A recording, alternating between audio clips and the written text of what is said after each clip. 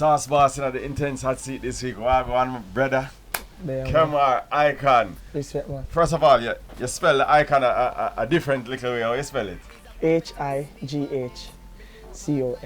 Highcon. So it's not pronounced Highcon actually. It's pronounced normal Highcon way, right?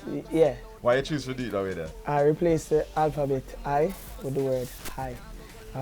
Everything on a higher level. Higher motive, higher being, higher ambition, higher life, higher sauce. Tell me 3 words to describe Kemar Highcon. Motivated. The place for you. And it's never the motive to look at your achievements before you get them. You understand me? The motive is to keep working and staying focused. We tend to get caught up with thinking about what we're going to achieve or what we want to achieve. It is good to have it in mind, but it's also good that you maintain it. Like first song went on iTunes and all in 2016. Yeah. And ever since then, my journey started. What make you decide say, yo, a dancehall one or this one do? I mean, I was born and raised in Jamaica. Jamaica is my home. Yeah. You understand me? I love Jamaica. I went to high school here, I went to primary school here. Yeah. Prep school rather. Yeah, so I'm Jamaican, so I want to represent my country doing music.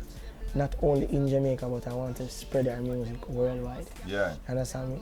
So I'm a dancehall artist that represents Jamaica. So that don't mean I'm boxed into just doing dancehall. A cultural ambassador where you want to bring the thing. Yeah, yeah. That I go. All right. Talk to me a little bit more now about your sound. Can we realize that the 2 songs, them have a very happy feel. Like that, you know what I mean? It's nothing too, you know what I mean, too serious. Nothing. It's just fun. I mean, we live in a time now where, you know, we have to appreciate life. And I feel like if you're going to do something, you have to do it from a genuine place. Me is just genuinely a happy person. So you will feel that in my music. Top class, me full of top sauce, make alone it a kick me no green like grass. Feel good music.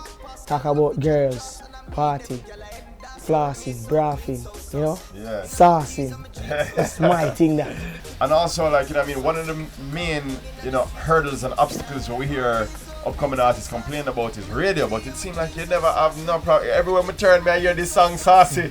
How did you manage to overcome that hurdle? I mean, as I said, when you're working, you don't really pay attention to where you need to go so much. Yeah. You just work until you get, you know when you get to that point. You understand me? And you figure that out. You figure it out when you get there. Yeah. You have to just work up to that point. How important was social media in the promotion of this song? A major part. Major part. When I released the song, the first time I previewed the song, I felt something different about it because everybody kept reposting it. And I was like, this is the song.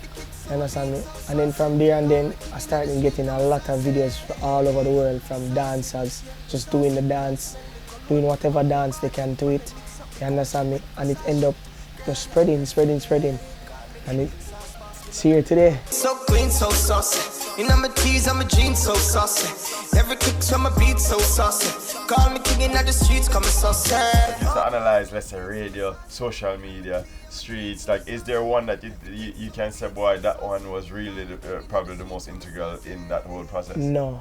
Everybody give their fair share because the streets, it have to start somewhere, you understand me, for it to pick up. You understand me? Mm-hmm. So the radio play a major part, street play a major part. They're both equally important. So it's not that radio alone can do it and street alone can do it. It has to be a mutual support, and I have to big up everybody that support me.